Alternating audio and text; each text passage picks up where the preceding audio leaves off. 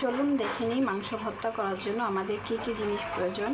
এখানে আমি প্রথমে নিয়েছি সিদ্ধ করা কয়েক টুকরো মাংস, নিয়েছি 1 কাপের বেশি পেঁয়াজ কুচি, একটা টমেটো কুচি, কতগুলো মরিচ, আর হচ্ছে রসুনের কোয়া।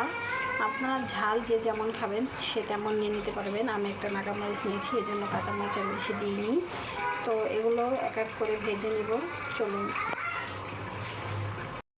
তো কড়াইটা গরম হলে প্রথমে আমি পর্যাপ্ত পরিমাণ সাদা তেল দিয়ে দিচ্ছি। রান্নার সাদা তেল এটা, আপনারা সরিষার তেল দিয়ে করলেও সমস্যা নেই, তবে আমি রান্নার শেষে সরিষার তেল দিয়ে এটাকে মাখাবো। তো প্রথমে এখানে আমি পেঁয়াজ কুচি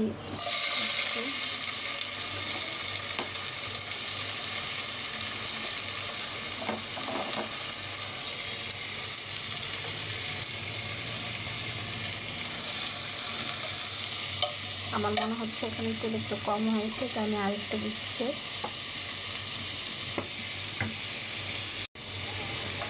পেঁয়াজটা হালকা ভেজে এখানে এক এক করে উপকরণগুলো আমি দিয়ে দিব। মরিচ, রসুন,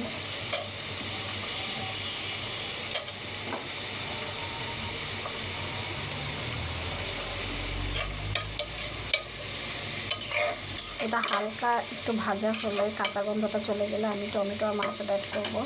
টমেটোকে হালকা একটু ঢেকে দিচ্ছি 2 মিনিটের জন্য।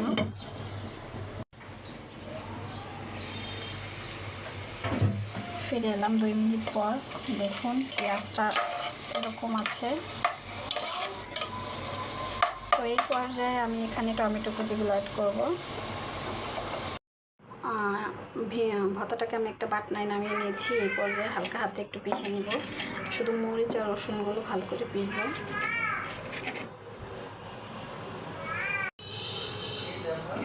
পেঁয়াজ আর মাংস বেশি বাটা যাবে না, খুবই হালকা।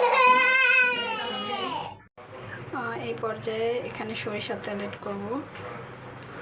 সরিষার তেলটা দিয়ে ভালো করে মাখিয়ে নেব।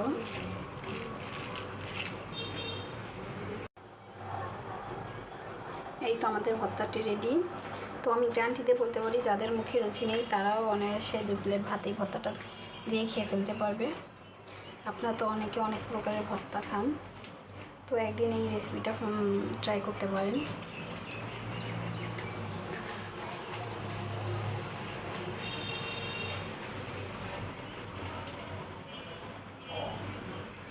তো ভিডিওটি যদি ভালো লাগে লাইক, কমেন্ট, শেয়ার করে পাশে থাকবেন। আল্লাহ হাফেজ।